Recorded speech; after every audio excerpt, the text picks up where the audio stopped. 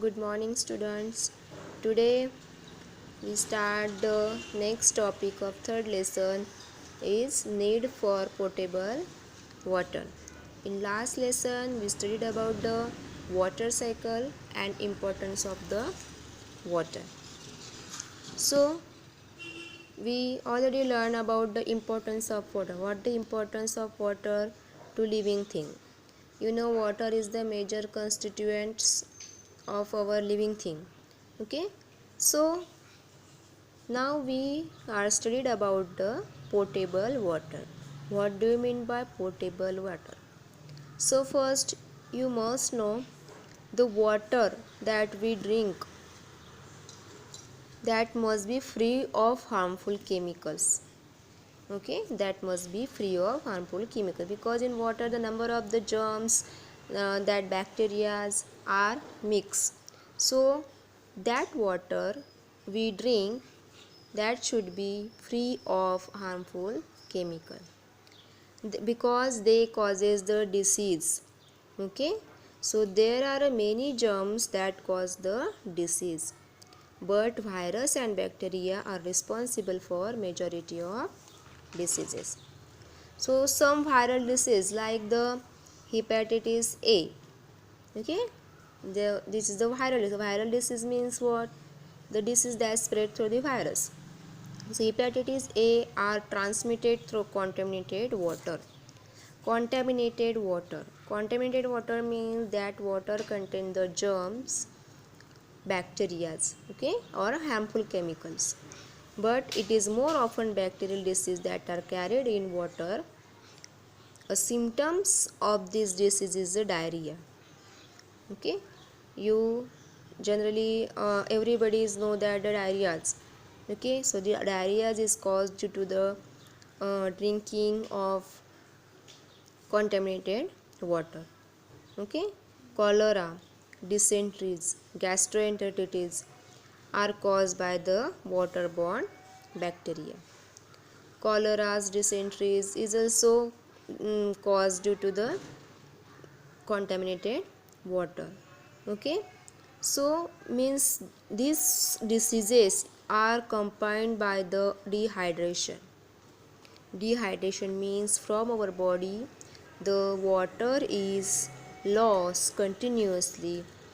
Okay, so this is a harmful disease to our body, and this leads to inflammation of stomach and intestine, causing the vomiting. Okay, so the water should be free from of harmful chemicals. So what do you mean potable? Potable means water that is safe for drinking. Okay, water that is safe for drinking is said to be potable. The water that is safe for drinking means the water is a helpful for drinking or used for drinking purpose is said to be potable. Okay, means this water is free from the harmful chemicals or bacteria. So depending on the source of water, one or more of the following steps may be required to clean the water and make it potable. You know, the supply of water at our home is reaches our home. Before reaches our home, it is cleaned in a water treatment plant. Okay, so some steps is followed there. So we studied about it. See, before the water reaches our home, it is cleaned in a water treatment plant. Okay, it is cleaned in a water treatment plant. You know from where that water is supply or water is reaches our home.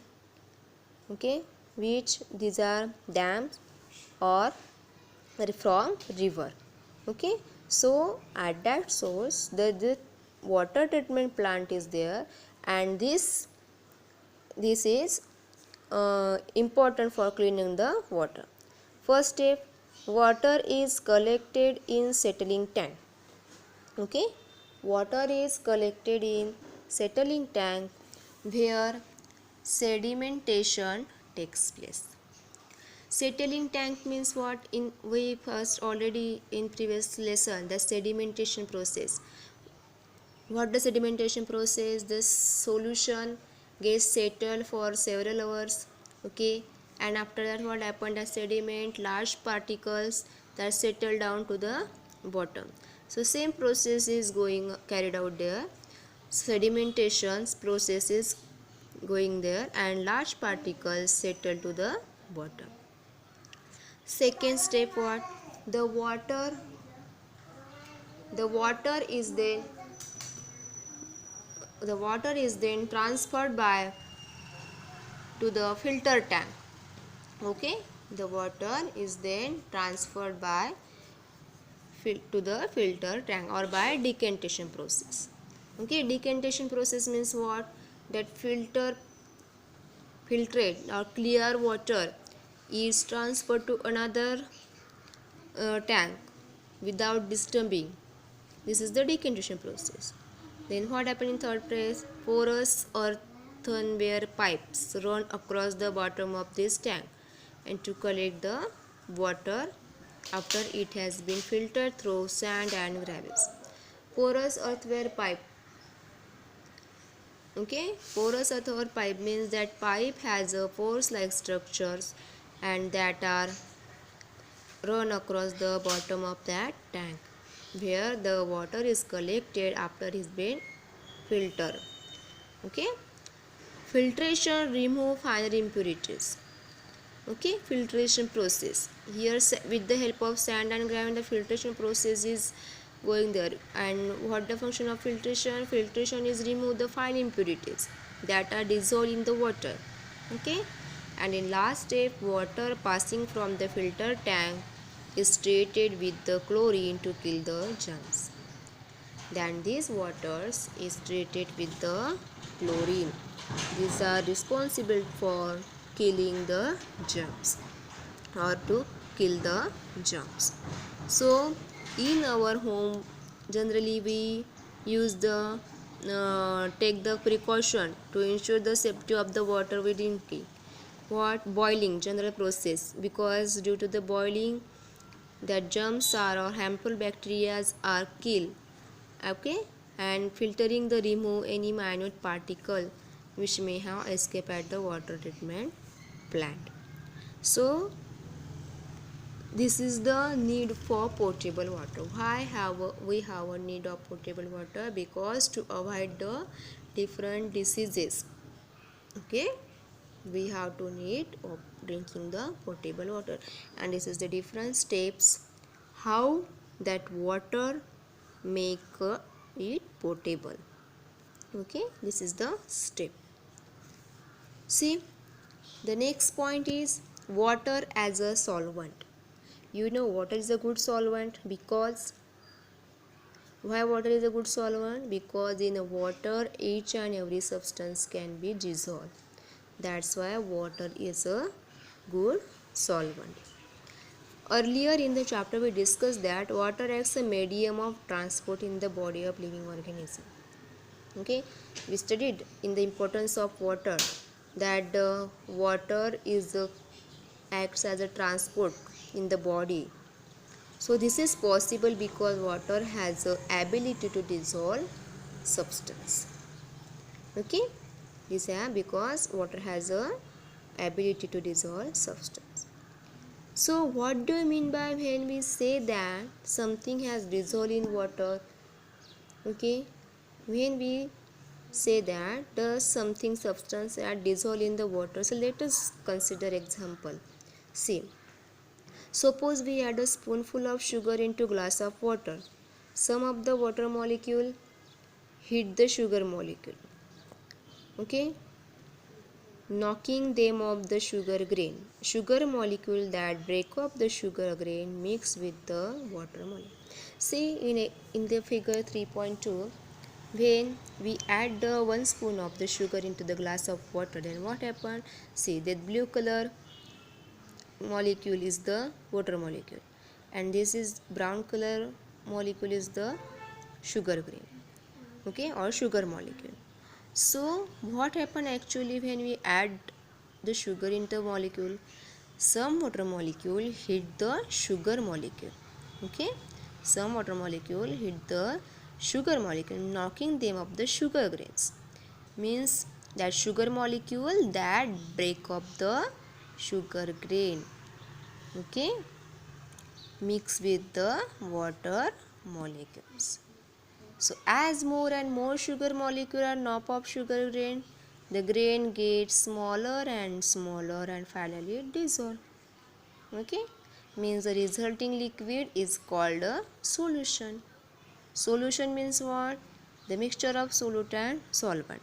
Okay, so when we add the sugar in the water, then it get finally dissolve and we get the what? Solution. So what solid that dissolve in water are said to be soluble in water. Okay, that called soluble. And insoluble means what? The solid that do not dissolve in water. Okay, the solid that do not dissolve in water. Insoluble water means, see, suppose we take the stone, okay, and put in the water, then what happen? It not dissolve because it's insoluble in water. Okay, but in place of stone, if we take the soil and mix in a water, then what happen? That dissolve in the water. Okay, means it is the soluble in water. Okay, so do you understood the soluble and insoluble? Okay, so a substance soluble in one liquid may be soluble in another. Okay, see, suppose there is a number of example that insoluble in one liquid but they are soluble in another liquid. मतलब एक liquid में वो dissolve नहीं होती, means is insoluble, but in another, if we take the another solution or another liquid, they are dissolved in it.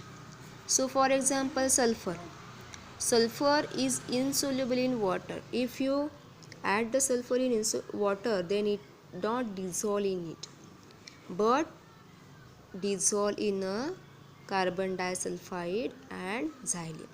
Xylene and carbon disulfide is the name of chemicals. So if you add the sulfur in it, then it dissolve. Okay, so a liquid which will dissolve something,